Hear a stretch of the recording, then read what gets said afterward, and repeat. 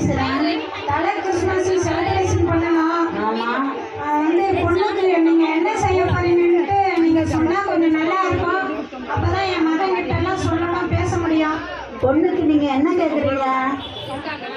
நீங்க என்ன செய்யணும், சீர்வரிசையெல்லாம் நீங்க செய்யுங்க. பிள்ளைங்க அவங்க விருப்பப்படி திருமணத்தை பண்ணி கொண்டாங்க. நீங்க என்ன செய்யறீங்களோ அதை மன திருப்தியா செய்து முடிப்பீங்க.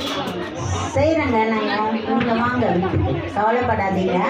நான் உங்களுக்கு என்ன தேவையோ அதை நான் செய்து கொடுக்குறேன். சரிங்க, ரொம்ப சந்தோஷம்.